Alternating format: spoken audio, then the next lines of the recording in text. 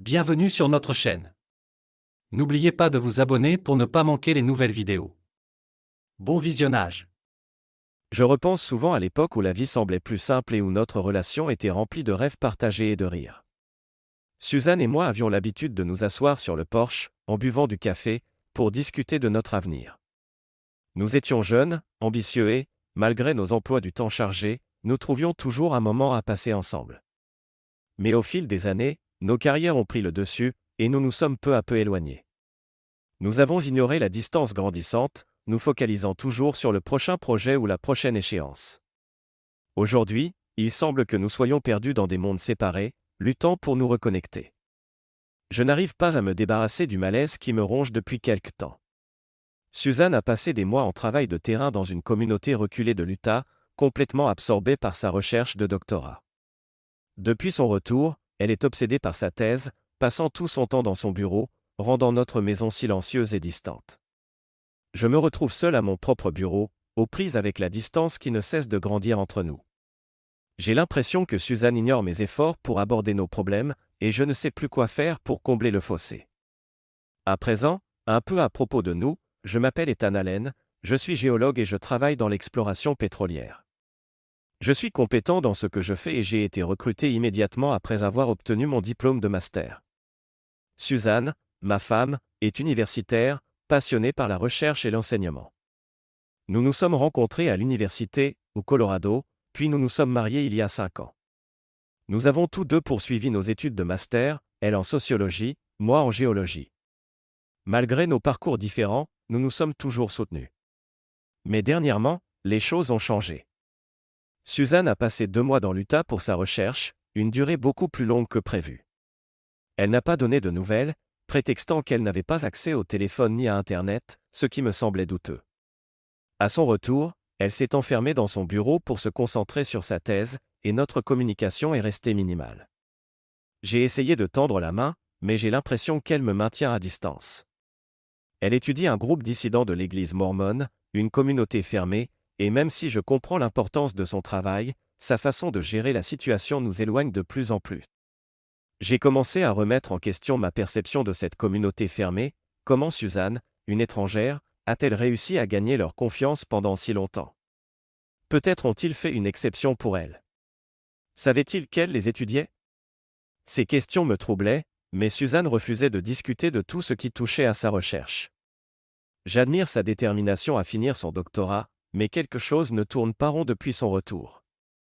Son manque de communication me dérangeait, lorsque je l'ai abordée, elle s'est irritée, laissant entendre que je ne comprenais pas la complexité de son travail. Elle n'a pas dit un mot sur son séjour de 2 mois. Avant de partir, elle m'avait pourtant expliqué son plan de recherche. Maintenant qu'elle en a terminé avec son travail de terrain, elle ne veut plus en parler. Je me sens exclu de cette partie de notre vie. De simples questions, non menaçantes, semblent pour elle une énorme intrusion. Pour la première fois de notre mariage, j'ai eu la sensation que Suzanne me cachait quelque chose d'important. La tension entre nous n'a fait que croître, et elle est devenue de plus en plus secrète. Elle m'a promis de tout m'expliquer une fois sa thèse terminée, mais cela ne m'a offert aucun réconfort. Pourquoi ne pas m'en parler maintenant? La première chose que j'ai remarquée à mon retour est son changement radical d'apparence. Avant, elle s'habillait comme n'importe quelle femme de 26 ans, avec un style soigné, pas trop provoquant. Aujourd'hui, elle porte des vêtements ultra-conservateurs, des robes longues qui lui couvrent le cou et les chevilles, et elle ne met plus ni maquillage ni parfum. Ses beaux cheveux sont maintenant roulés en chignon. Quand je lui ai fait remarquer son nouveau style, elle a évité le sujet en disant qu'elle aimait cette tenue plus réservée et que cela l'aidait à rester dans l'état d'esprit nécessaire à sa recherche. La nuit, ça ne changeait pas. Elle portait de longues chemises de nuit sobres et repoussait toute forme de proximité, affirmant que cela interférerait avec ses émotions et sa recherche. Malgré mes efforts, elle restait distante, plus absorbée par sa thèse que par notre relation. Notre maison ne ressemblait plus à un foyer. Suzanne avait aussi attrapé une infection gastrique pendant son séjour. Elle avait souvent des nausées, mais refusait de consulter un médecin, affirmant qu'elle se sentait mieux. Sa volonté soudaine et intense de terminer sa thèse m'a surpris, d'autant plus qu'elle avait encore 2 années pour la boucler. Quand je lui ai demandé pourquoi elle se dépêchait autant, Elle m'a dit qu'elle souhaitait reprendre l'enseignement au lycée à l'automne et qu'elle avait besoin de son doctorat pour cela. Bien que cette explication fasse un peu sens, elle ne justifiait pas entièrement ce rush. Nous avions toujours discuté ensemble de nos décisions majeures, mais désormais elle les prenait seule, accentuant la pression sur notre mariage. Quand je lui ai demandé où elle comptait postuler, elle m'a dit ne pas encore s'être décidée, qu'elle était trop occupée pour y réfléchir. J'ai proposé mon aide, mais elle m'a clairement signifié que je ne devais pas m'en mêler, qu'elle s'en chargerait elle-même en temps voulu. La thèse et l'obtention de son diplôme semblaient avoir pris le pas sur tout le reste, y compris notre relation. Je me sentais exclu de ses choix, et j'avais peur qu'elle ne voie pas à quel point nous sommes liés. Ces décisions m'affectent également, mais je n'ai aucune voix au chapitre. Le temps passait et nos conversations restaient superficielles. Bien que sa santé se soit améliorée, notre mariage, lui, continuait de se détériorer. Je m'occupais avec mon travail de géologue de recherche, mais Suzanne refusait de parler de projets d'avenir, me laissant dans l'incapacité de planifier mes prochains déplacements en fonction des siens. Notre vie commune partait en lambeaux. Malgré la distance grandissante, je faisais attention à ne pas la contrarier, tout en me sentant exclu de son univers. Mon anxiété grandissait, allant même jusqu'à provoquer des symptômes physiques. J'avais besoin d'organisation et détestais les surprises, mais Suzanne transformait ma vie en un chaos de choses inconnues. J'ai commencé à craindre qu'elle ne m'abandonne pour sa carrière universitaire, et je me suis senti misérable. Le soir, j'essayais de la faire parler de ses avancées. Mais dès que je posais des questions sur son logement pendant ses recherches, elle devenait sur la défensive et se mettait en colère. Elle refusait de répondre tant que sa thèse ne serait pas bouclée, attisant ainsi mes soupçons et ma frustration. Notre mariage, autrefois si aimant, se dégradait. Nous n'avions pas fait l'amour depuis avant nos 2 déplacements respectifs. Elle prétendait que tout contact physique souillerait sa recherche. Je me suis alors demandé en quoi son travail pouvait être de nature à ce point perturbé par des rapports sexuels avec son mari. Que avait-elle fait exactement? J'ai commencé à me demander si elle avait rompu sa promesse de fidélité. Son refus catégorique d'en parler n'arrangeait rien. Elle a déplacé mon espace de travail dans la salle à manger et m'a interdit l'accès au bureau. Lorsque je lui ai demandé directement si elle avait été infidèle, elle m'a répondu avec hostilité, réaffirmant qu'elle ne discuterait pas de sa recherche avant la soutenance de sa thèse. C'était clair, notre mariage était en péril. J'avais l'estomac noué par l'angoisse et je redoutais de rentrer à la maison. J'avais l'impression que Suzanne ne m'appartenait plus, qu'elle était vouée à son diplôme.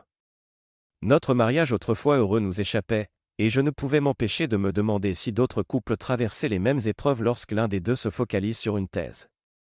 Ces échéances auto-imposées ne faisaient qu'empirer les choses. Après une dispute particulièrement tendue, j'ai atteint mon point de rupture. « Suzanne, dis-je avec colère, tu as détruit notre confiance et notre communication. Je pense que notre mariage est presque fini et c'est de ta faute. » J'ai continué de la critiquer, puis je suis parti en voiture pour me calmer. Pendant que je conduisais, j'essayais de clarifier mes pensées. Suzanne prétendait qu'elle m'aimait toujours et espérait que je l'aimais aussi. Je la rassurais en ce sens, mais je détestais la façon dont elle me traitait. Elle refusait de discuter de sujets importants comme notre mariage ou sa fidélité. Mon angoisse augmentait, je me demandais si elle m'avait trompé ou si elle avait franchi des limites pour sa recherche. Je ne pouvais pas continuer à vivre dans cette tourmente. Il fallait que ça change, soit de son fait, soit du mien. J'ai envisagé de la quitter, de tout recommencer, mais je n'arrivais pas à imaginer la vie sans elle. Décidé à mener ma propre enquête, j'ai pensé à contacter quelqu'un dans son université qui pourrait m'aider. En réfléchissant à son comportement, à ses changements physiques et à son rejet de toute intimité pendant des mois, j'étais inquiet. La femme que j'aimais s'était transformée en une inconnue, désintéressée de ma vie ou de mes sentiments, et notre relation, tant sur le plan physique qu'émotionnel, avait disparu. J'ai commencé à l'éviter, ce qui ne faisait qu'agrandir la distance entre nous. Elle utilisait un mot de passe pour son ordinateur et maintenait la porte du bureau verrouillée. Quand je l'ai confrontée à ce sujet, elle a balayé mes inquiétudes, « Tu n'as pas à t'occuper de mon travail. » Mais je ne pouvais ignorer le sentiment qu'elle me cachait quelque chose. Malgré ses tentatives pour me rassurer, ma méfiance grandissait. Elle refusait de me parler des détails de sa recherche, affirmant que cela perturberait son avancement. Ce secret me troublait, c'était une première dans notre mariage. Je lui ai dit que je me sentais exclu, mais elle trouvait cela insignifiant. En tentant de gérer la situation, je me suis rappelé la suggestion de mon patron, parler à son directeur de thèse. J'ai pris rendez-vous et, en attendant, j'ai décidé de fouiller nos finances et son ordinateur. Je n'ai rien trouvé d'anormal dans nos comptes en banque, alors j'ai fait appel à un expert informatique pour m'aider à accéder à ces fichiers. Je ne me sentais pas à l'aise de fouiller dans sa vie privée, mais j'avais besoin de réponses qu'elle refusait de me donner. L'opportunité s'est présentée lorsque Suzanne m'a annoncé qu'elle devait rencontrer son comité de thèse le mardi suivant, ce qui me laisserait le temps de chercher des preuves. Avec l'aide de mon ami informaticien, j'ai prévu de découvrir le secret de Suzanne. Le mardi matin, rien n'a changé. Il n'y avait pas de proximité, pas de réelle affection, juste le même comportement distant. Suzanne portait toujours ses vêtements amples et conservateurs qui cachaient ses formes. Je me suis dit que je patienterais encore un peu, le temps de réunir plus d'informations. Mais je savais qu'une confrontation aurait bientôt lieu, où je finirais par envisager sérieusement le divorce. Heureusement, nous n'avions pas d'enfants. Je me suis rendu au bureau du professeur Young, qui s'est montré courtois et a confirmé qu'il dirigeait la thèse de Suzanne. Il savait qu'elle avait un compte de frais de recherche, mais ignorait si elle avait soumis des dépenses.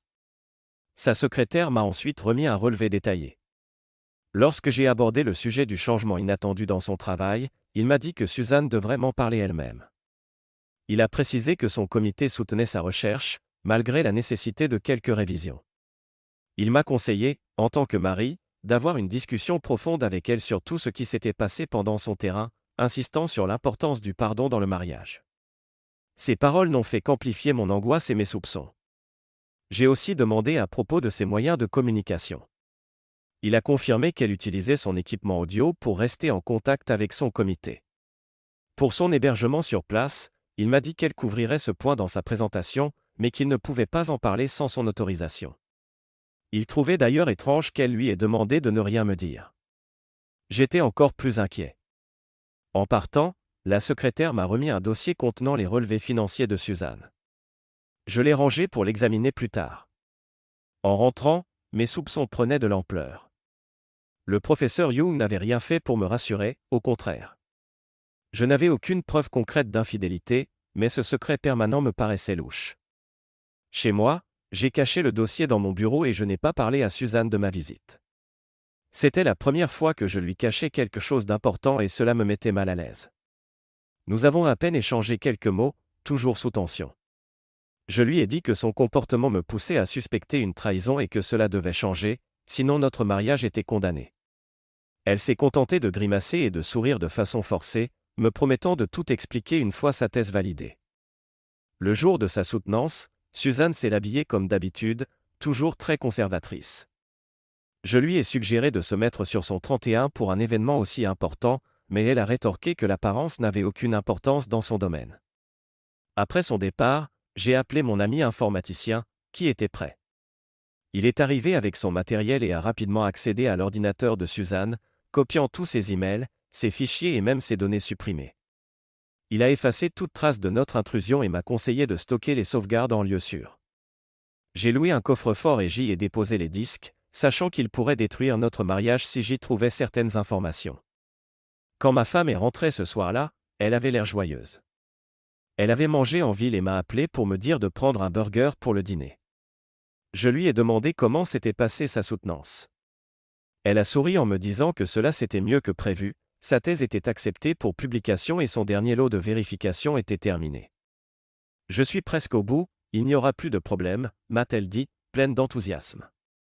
Tu vois, je t'avais bien dit que mes vêtements n'avaient pas d'importance. Ma recherche a parlé pour moi. Je l'ai félicitée à plusieurs reprises, mais quand j'ai essayé de l'embrasser et de la serrer contre moi, elle s'est détournée. Je ne peux plus t'embrasser comme avant, a-t-elle murmuré. Déconcerté et frustré, je lui ai demandé. Ton diplôme est assuré, ta recherche est terminée, alors pourquoi ne pourrions-nous pas nous recentrer sur notre mariage maintenant? Elle s'est éloignée davantage en répondant. Nous ne pouvons pas revenir en arrière. J'ai insisté pour qu'elle s'explique, lui demandant si notre mariage était fini. Elle a seulement réclamé une semaine supplémentaire pour régler les finances de la bourse et les frais de sa remise de diplôme. Furieux, je l'ai accusé de me faire traîner et de me manipuler. Une nouvelle dispute a éclaté. Finalement, J'ai consenti à attendre, en la menaçant de consulter un avocat spécialisé dans le divorce si elle repoussait encore. Je suis sorti pour marcher longuement, la colère au ventre. La nuit a été difficile, j'ai à peine fermé l'œil et Suzanne semblait également agitée. Tôt le lendemain, j'ai remarqué un changement sur son corps. Son ventre, d'habitude plat, présentait une petite courbe lisse. Horrifié, j'ai compris qu'elle était enceinte. Vu le calendrier, l'enfant ne pouvait pas être de moi. Elle était sûrement déjà enceinte lorsqu'elle était rentrée. Son secret prenait maintenant tout son sens. Fou de rage, je l'ai brutalement secouée pour la réveiller. Elle a crié et essayé de se dégager, mais je l'ai maintenue. « Tu es enceinte d'un autre homme », ai-je hurlé. « Plus de délai, tu vas tout me dire maintenant. » J'ai claqué la porte derrière moi et essayé de me calmer avec un café. Mais ma colère ne faisait qu'augmenter. J'ai brisé un verre de rage, conscient que c'était le pire jour de ma vie. Quand j'ai appelé Suzanne à la table, elle est arrivée, visiblement effrayée et vêtue de ses habituels habits amples. Je lui ai ordonné de mettre quelque chose de plus décent, mais elle m'a avoué que ses anciens vêtements ne lui allaient plus à cause de sa grossesse. Elle a admis qu'elle savait qu'elle était enceinte depuis son retour, mais avait gardé le secret, incapable de l'assumer. Suzanne m'a expliqué qu'elle pensait que la grossesse était le résultat d'attaques subies pendant son séjour, qu'elle avait été forcée d'avoir des rapports sexuels avec Henri, le chef de famille qui l'hébergeait. Elle se sentait piégée, sans possibilité de fuir ou de demander de l'aide, car cette famille contrôlait les autorités locales. Elle a décrit comment la situation s'est envenimée, passant d'abord par la contrainte, puis par des rapports finalement consentis, faute d'alternative. Elle n'avait pas eu d'issue. Elle s'est mise à pleurer, et ma colère s'est un peu apaisée. Si elle avait réellement été agressée, c'était différent. J'avais toujours cru que de telles choses ne se produisaient pas en Amérique, mais j'en avais là la preuve, de première main. Alors qu'une partie de moi envisageait déjà de me venger, je devais d'abord entendre toute son histoire. « Je suis désolé que tu aies subi ces attaques », ai-je dit plus calmement. Mais cela n'explique pas pourquoi tu as refusé tout rapprochement avec moi, ni pourquoi tu as continué à le fréquenter volontairement. Ça n'explique pas non plus tes nouvelles habitudes ou ton secret absolu. Il doit y avoir autre chose. Continue. Je vais essayer, Ethan, c'est tellement dur. J'avais prévu de tout expliquer par étapes, mais tu me mets au pied du mur. Laisse-moi tout raconter dans l'ordre, s'il te plaît. J'ai hésité, puis j'ai accepté. D'accord, mais tout doit sortir aujourd'hui, pas question de faire traîner. Oui, tout aujourd'hui, je te le promets. Suzanne, avant qu'on aille plus loin, je dois t'informer que j'enquête déjà. J'ai parlé à ton directeur de thèse et j'ai copié tout le contenu de ton ordinateur. Tu n'as qu'une seule chance d'être totalement honnête. J'ai pris un magnétophone, je l'ai mis en marche.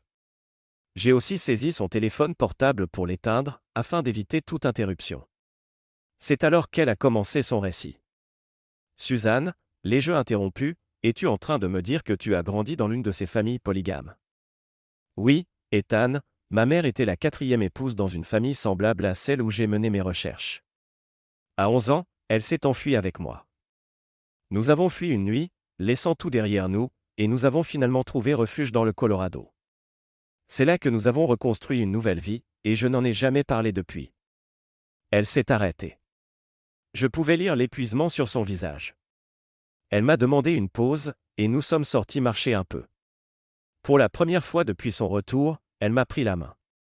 Ensuite, nous sommes rentrés, avons bu de l'eau et mangé quelques fruits. Mon enfance a influencé mes choix universitaires, a-t-elle repris. Je voulais comprendre ce monde depuis un point de vue adulte. La suite sera encore plus difficile à entendre, mais je serai aussi honnête que possible. Elle a alors expliqué que la famille qui l'hébergeait faisait partie de son ancienne famille. Ils étaient méfiants à son égard, mais elle avait réussi à rester en prétendant qu'elle songeait à revenir définitivement. Le patriarche, Henri, un homme d'une 50aine d'années, grand et musclé, habitué à régner en maître, imposait des règles strictes. Il a exigé qu'elle retire son alliance, ce qu'elle a fait à contre-séhur, sachant qu'elle n'avait pas vraiment le choix si elle voulait poursuivre sa recherche. Sa voix s'est mise à trembler quand elle a évoqué ce souvenir. Il m'a demandé ce que j'avais dans mon sac, j'ai répondu qu'il contenait mes vêtements, quelques affaires personnelles et mon ordinateur. Il a alors pris l'ordinateur, l'a détruit à coups de pioche, puis l'a jeté. Il a aussi saisi mon sac à main et les $1000 qu'il contenait, en disant que les femmes n'avaient pas le droit de posséder de l'argent chez lui. J'étais soulagé d'avoir caché de l'argent près de la gare routière. Là, j'ai compris que j'étais plus une captive qu'une invitée. Besoin de son autorisation pour mes recherches, j'ai accepté ses exigences. Elle m'a regardé, la voix plus douce. Perdre l'ordinateur explique mon isolement à mon retour. J'ai dû tout reconstituer de mémoire, y compris mes réactions émotionnelles, indispensables à ma recherche, et ça m'a causé un stress énorme, là-bas comme ici. Mais ce n'était qu'un détail dans l'ensemble. J'ai accepté de respecter toutes les règles de la communauté, de ne pas la perturber, ce qui servait aussi mes objectifs de recherche. Tu te demandes sûrement pourquoi Henri m'a laissé rester, alors que j'étais étrangère. La seule raison, c'est que Henri m'était apparenté par alliance, pas par le sang. Il a 20 ans de plus que moi et a pris la tête de la famille après la mort de mon père. À mon arrivée, j'ai eu un lit au grenier avec les autres épouses. Henri dormait en bas, et les enfants dormaient avec nous. Je devais travailler comme les autres femmes, m'habiller comme elles et obéir à toutes les règles. Elle a fait une pause, puis a continué. La première épouse a fouillé dans ma valise et découvert ma pilule contraceptive. Elle les a jetées en disant que c'était contre nature et contraire à la volonté de Dieu. Mes sous-vêtements aussi ont été saisis et brûlés. Je devais porter de simples sous-vêtements en coton blanc. Je ne pouvais pas protester, soit je suivais leurs règles, soit je partais. Cette nuit-là, ne plus prendre la pilule ne m'a pas vraiment inquiété, car nous n'étions pas ensemble. Je comptais reprendre la pilule une fois rentré.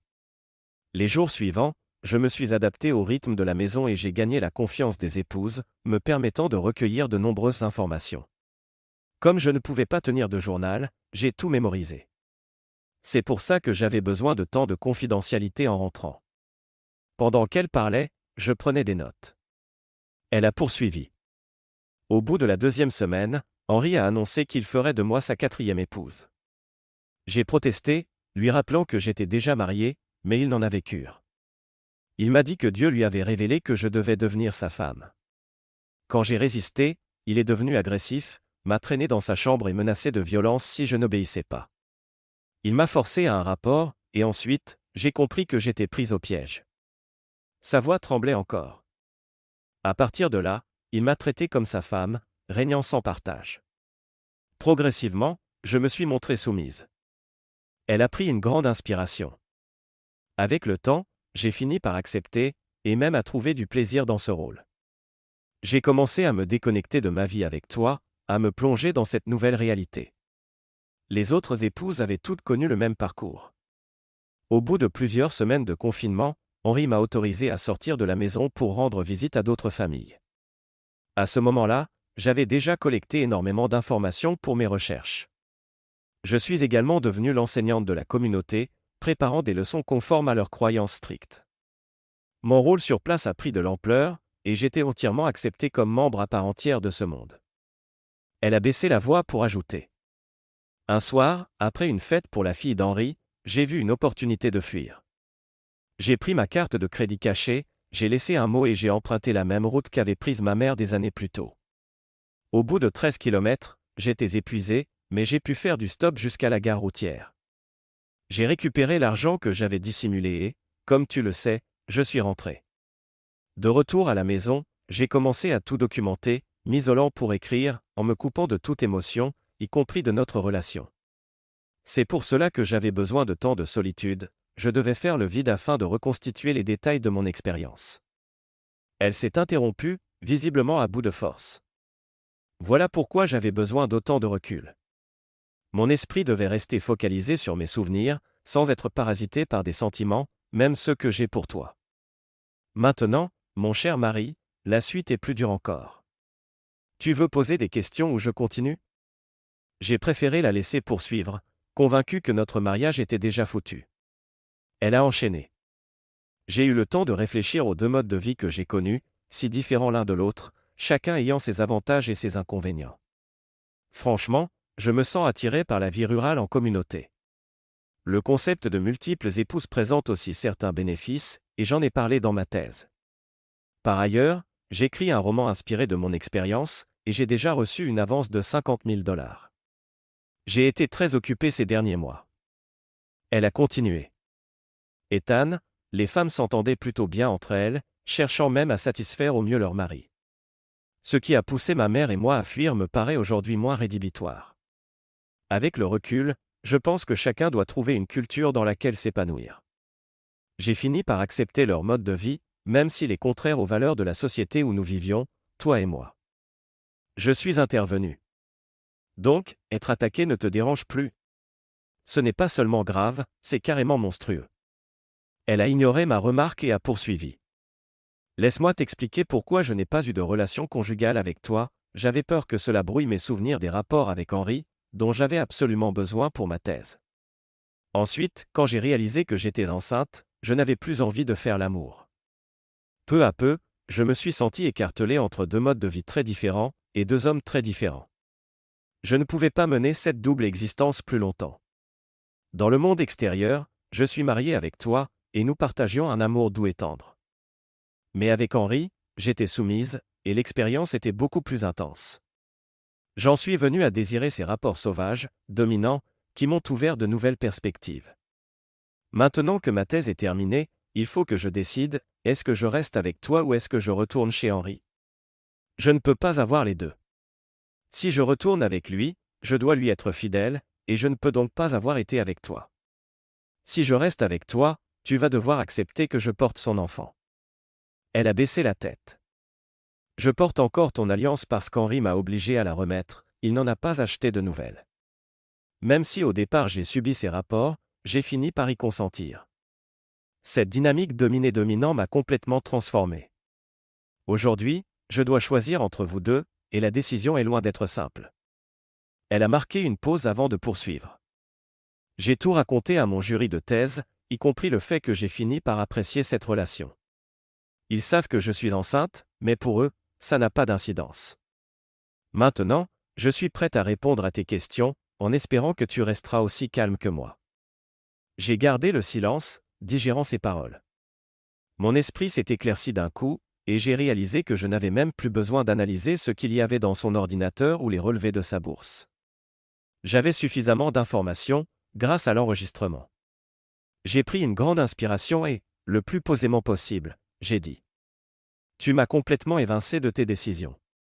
Tu as oublié nos vœux de mariage, je te prends pour époux et épouse, à avoir et à garder, renonçant à tous les autres, jusqu'à la fin de nos jours. Pourtant, tu as pris un autre amant, tu as fait un enfant avec lui et tu as détruit notre mariage. Tu m'as tenu à l'écart de ta vie et, à présent, tu me dis que tu hésites entre lui et moi. Tu n'as plus le choix de rester mon épouse, parce que j'ai déjà décidé, notre mariage est terminé. Je suis resté calme en continuant. Tes options, c'est soit essayer de retourner chez Henri, s'il veut bien de toi, soit élever cet enfant toute seule, comme ta mère l'a fait. Quoi que tu décides, ce sera sans moi. Je ne te soutiendrai ni financièrement ni affectivement. Tu m'as torturé pendant des mois et tu as mis un terme à notre relation. Je n'ai plus aucun désir de payer pour les conséquences de tes actes. J'ai poussé un rire amer. Tu t'attends à quoi? Que je te verse une dot pour que quelqu'un d'autre te prenne. Elle a alors répliqué, assez vivement. Je n'ai pas besoin de ton argent. J'ai ma bourse et mes 50 000 $. Je saurai me débrouiller. Suzanne, tu m'as utilisé, pas aimé, ai-je poursuivi. J'ai financé ta recherche, tes frais et tout le reste pendant que ta subvention ne couvrait que les frais de scolarité. J'ai fait tout cela sans poser de questions.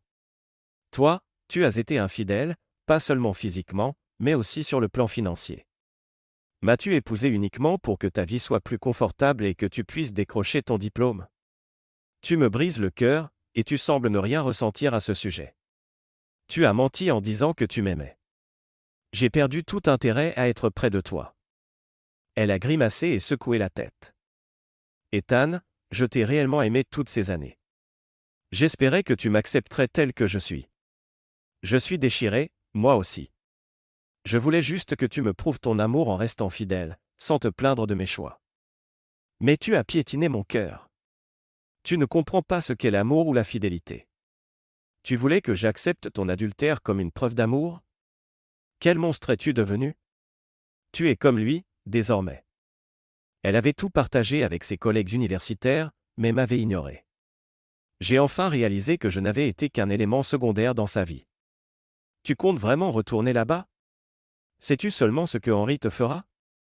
Il ne te dira rien, mais il te corrigera probablement sévèrement pour avoir osé t'échapper. Il pourrait te battre à mort pour l'exemple, et on couvrira ensuite l'affaire. Il pense avoir le droit de faire ce qu'il veut. Si tu y retournes, tu risques ta vie et celle de ton enfant. Je ne veux pas être complice d'une telle folie. Je n'avais aucune idée de la véracité de mes propos, mais je cherchais à la terrifier. À ce moment-là, je ne pensais plus à la réconciliation. Je voulais juste la blesser, comme elle m'avait blessé. Tu crois pouvoir subvenir à tes besoins toute seule? Tu verras bien si tu y retournes. Mais si tu tiens à la vie, réfléchis Y. Je ne comprenais pas comment une femme si intelligente pouvait envisager de renoncer à tout pour un homme dominateur. Était-elle mentalement instable? Rien de ce qu'elle disait n'avait de sens pour moi. Je me suis levé, envahi par l'horreur de la situation, notre mariage venait de s'achever sous mes yeux. Suzanne, ce matin, j'étais simplement en colère. Maintenant, je suis complètement vidé et je me sens vieux. Je n'ai plus la force de t'attaquer, je veux juste que tu sortes de ma vie. Tu n'existes plus pour moi. J'avais l'impression de porter le poids du monde sur mes épaules et je ne voulais plus la blesser. Je voulais juste qu'elle disparaisse de mon quotidien. Elle est restée silencieuse, le regard perdu. Je suis sorti marcher, dans l'idée qu'il restait encore quelque chose en suspens, Henri. Je savais que je ne pourrais pas me contenter de cette rupture. Il devait assumer les conséquences. J'ai dormi sur le canapé. Le lendemain matin, j'ai pris 2 semaines de congé. Profite de ton café, Suzanne, ai-je dit. Là-bas, tu n'en auras pas. Et il y a beaucoup d'autres choses dont tu vas devoir te priver, mais au moins tu auras ton sexe dominant. Je vais entamer les démarches pour qu'on vende la maison. Ça commence aujourd'hui. Je savais déjà ce que j'allais faire au sujet d'Henri, mais je ne lui en ai pas parlé. Prépare-toi à vivre ailleurs. Je déménage dans l'appartement de fonction cet après-midi. Je reviendrai chercher le reste de mes affaires plus tard. Désormais, on passera par nos avocats. J'ai fait mes valises en silence, emportant les cassettes au cas où elle chercherait la confrontation lors du divorce. Je ne lui ai pas dit « au revoir », il n'y avait rien de bon à retenir. Elle n'était plus que l'obstacle à écarter de ma route. Le jour suivant, j'ai fermé nos comptes bancaires et transféré l'argent sur de nouveaux comptes. J'ai annulé notre carte de crédit commune et en ai demandé une nouvelle, à mon nom seul. J'ai rencontré un avocat spécialisé dans le divorce, j'ai tout raconté, et j'ai refusé d'envisager une thérapie de couple préalable. J'ai insisté pour un partage 50 à 50, y compris les 50 000 $ de Suzanne pour son livre, sans pension ni aide financière, et j'ai exigé qu'elle rende mon nom de famille et qu'elle n'attribue pas le mien à son enfant. Je ne voulais pas que mon nom soit sali par cette histoire. J'ai fait un gros chèque d'honoraires, peu m'importait le prix. Ma priorité était d'être libre, libre d'elle, du mariage, et de ma haine.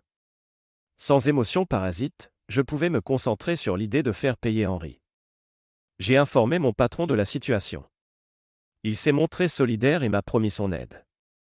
J'ai demandé à ce que mon salaire soit versé sur mon nouveau compte, et que, si Suzanne appelait, on lui donne uniquement mon numéro professionnel. Ce fut une journée bien remplie. Le lendemain, je suis retourné à mon ancien domicile, où Suzanne n'était pas. J'ai récupéré le magnétophone, les cassettes, mes livres, dossiers, vêtements, outils, photos, objets personnels et mon violoncelle. J'ai contacté l'agent immobilier pour mettre la maison en vente. Il m'a dit qu'il lui fallait aussi la signature de Suzanne, mais j'ai répondu que cela la concernait désormais. Elle gérerait la pelouse, les réparations de la salle de bain et le prêt hypothécaire, s'il y en avait un.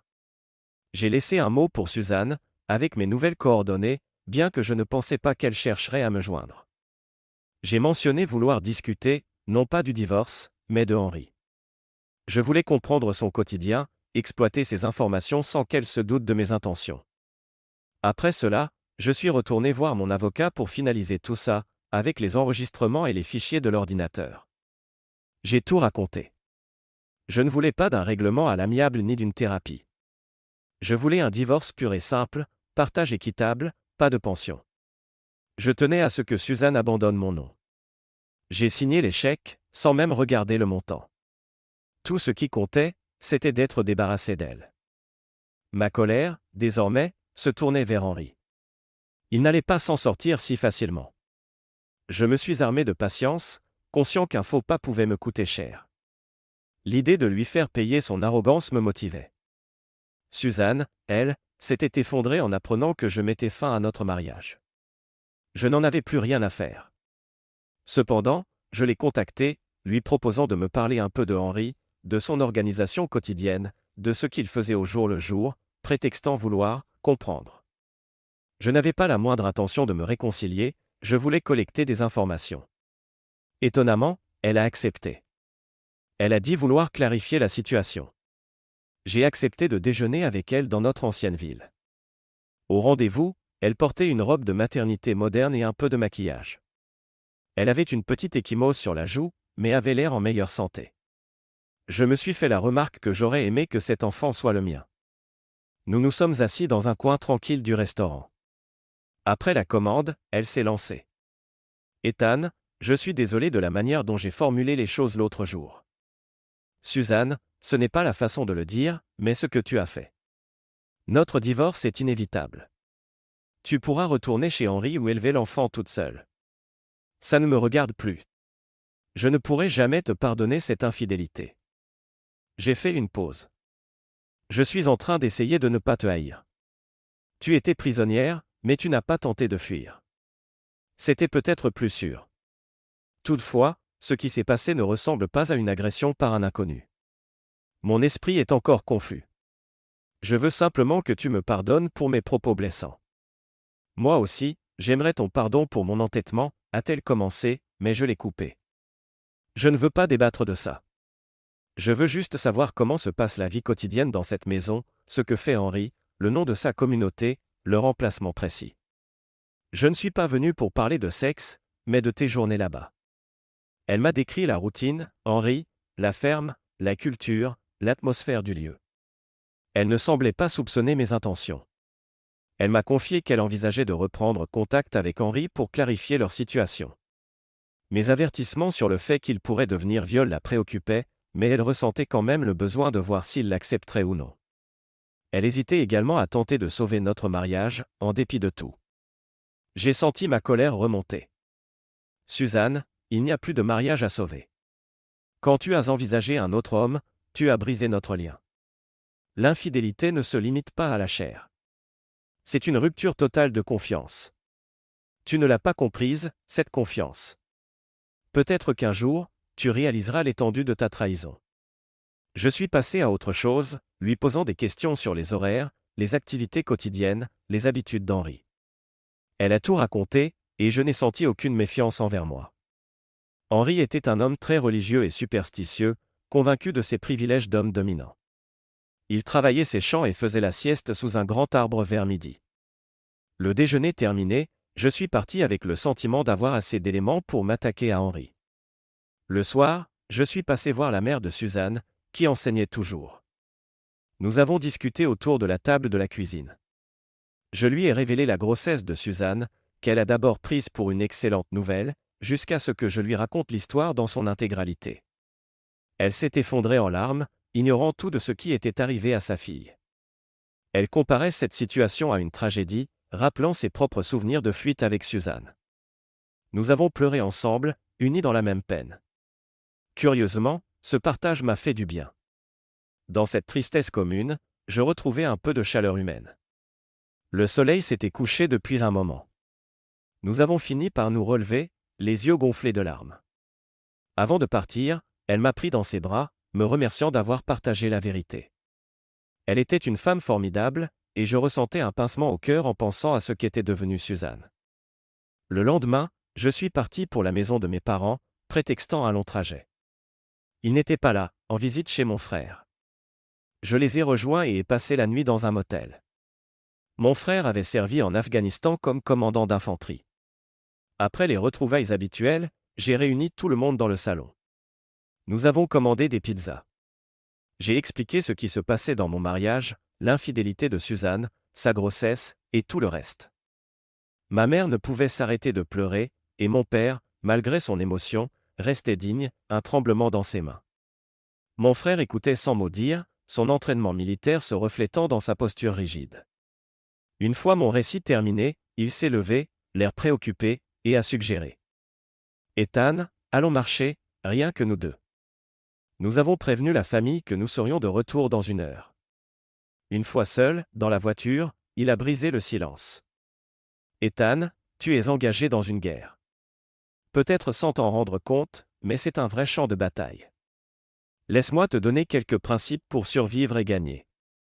Il a alors parlé de stratégie, insistant sur le fait de connaître son ennemi, de préparer un plan, de choisir le lieu et le moment, de surprendre. Il a évoqué l'idée de « frappe chirurgicale » sans affecter les innocents. Ne laisse pas tes émotions te guider, a-t-il répété. Je n'ai pas discuté. Nous sommes rentrés, et le lendemain, mes parents sont partis. Je les ai suivis jusqu'à chez eux, où j'avais un objectif précis, récupérer un objet caché dans leur grenier, un objet dont ils ignoraient l'existence. Je suis resté quelques jours, dormant dans mon ancienne chambre. Ma mère a fini par se calmer un peu. Mon père et moi avons parlé de mon avenir, sans évoquer ma vengeance. Puis, lorsque je me suis enfin retrouvé seul, j'ai fouillé le grenier, déniché ce que je cherchais, et les chargé dans mon 4x4. J'ai fait mes adieux et j'ai repris la route. De retour dans ma région, j'ai mis l'arme encore dans ses boîtes au garde-meubles, en même temps que quelques meubles pour que ça paraisse moins suspect. Je savais que les satellites pouvaient tracer mes déplacements, j'étais donc prudent. J'ai également consulté les images satellites disponibles sur la ferme d'Henri. J'étais déterminé à le faire payer, mais pas question de le tuer sur le coup, ça aurait été trop doux. Je voulais l'humilier, le priver de son assurance masculine. Mon plan ? Lui retirer une partie de sa virilité, afin qu'il vive son désir sans pouvoir le satisfaire. C'était ma façon de me venger, il avait pris ma femme, je prendrais son moyen de dominer. Toutefois, je ne voulais pas finir en prison. J'ai étudié attentivement la topographie, son emploi du temps, tout ce qui pouvait me servir. J'ai acheté du matériel dans différents magasins, en payant toujours en liquide. J'ai commandé du maquillage, une fausse barbe et de grandes chaussures usées sur Internet. Enfin, mon avocat m'a contacté, Suzanne avait signé les papiers du divorce sans contester. Nous étions en période d'attente légale. Les universités ont reçu une lettre de mise en demeure, et sous la pression, elles ont annulé la validation de la thèse de Suzanne, bloquant également son financement. Son éditeur a dû retirer toute référence à l'université. Elle avait tout perdu, y compris la possibilité d'enseigner. Je me sentais coupable envers sa mère, dommage collatéral, mais Suzanne l'avait cherché. Ma rage envers Henri ne faisait que croître. J'ai forgé un plan pour me transformer en « messager de Dieu » à ses yeux superstitieux. J'ai rédigé un faux document biblique, sur du beau papier, le tout en langage solennel. Je comptais le laisser sur son corps. J'ai relu les conseils de mon frère, attaquer rapidement, frapper là où ça fait mal et partir. Mon ami Geek m'a fourni de faux passeports, afin que je puisse quitter le pays juste après. J'avais tout prévu pour qu'on nous confonde, lui et moi, le temps d'un voyage. Finalement, j'ai franchi le pas. J'ai loué une voiture, changé mes pneus après l'opération, porté des gants, effacé mes traces. Habillé en tenue de camouflage, je me suis dissimulé près de l'arbre où Henri faisait la sieste. Vers midi, il est arrivé. J'ai utilisé une arme tranquillisante, dosée pour un animal de 300 livres, Henri en pesant environ 280. Je me suis approché, j'ai tiré. Il a senti la piqûre, a essayé de l'enlever, mais c'était déjà trop tard. En sortant de ma planque, j'étais vêtu de blanc, sans barbe, afin qu'il me voie clairement. Henri. Dieu a entendu les pleurs d'Ethan Allen, le vrai mari de Suzanne. Tu as péché, et je suis l'ange vengeur envoyé pour te punir. Il a tenté de se lever, mais il est tombé, les yeux emplis de terreur. Il ne pouvait plus parler. Je disposais de 20 secondes avant son inconscience totale. Je n'ai ressenti aucune pitié, j'ai agi vite, dégageant ses vêtements pour exposer ses parties génitales. Je lui ai ligaturé la base, puis ai coupé la majeure partie de son sexe, ne laissant qu'un moignon. J'ai placé le membre amputé dans un bocal empli de solution conservatrice et j'ai accroché un de ses testicules autour de son cou, pour humilier davantage. J'ai versé un antiseptique sur la plaie pour limiter l'hémorragie. Sur le sol, j'ai déposé le document envoyé par Dieu. J'ai placé le reste de son anatomie par-dessus, telle une preuve morbide, afin qu'on sache qu'il avait été puni. Puis je suis parti, nettoyant toute trace de mon passage. Les jours suivants, j'ai tout fait disparaître, brûlant mes vêtements et tout le matériel utilisé. J'ai changé de voiture, puis je suis monté dans un avion pour l'Afrique, passant par un faux passeport, avant de retrouver mon ami pour échanger à nouveau nos identités. J'ai poursuivi mon travail de géologue en mer, comme si de rien n'était. Suzanne, pendant ce temps, est rentrée près de sa mère, terrifiée par la haine d'Henri après son « malheur ». Elle s'est retrouvée sans master, sans emploi, élevant l'enfant seule. Je ne l'ai plus recontactée, mais pour notre 10e anniversaire de mariage, j'ai envoyé par colis le sexe amputé d'Henri. C'était ma façon de tirer un trait définitif. Moi, j'ai refait ma vie ailleurs. Personne n'est vraiment sorti gagnant. Suzanne a perdu sa thèse et sa réputation, Henri a perdu sa virilité, et moi, j'ai perdu la femme que j'aimais autrefois. Merci de regarder et n'oubliez pas de vous abonner pour ne pas manquer les nouvelles histoires.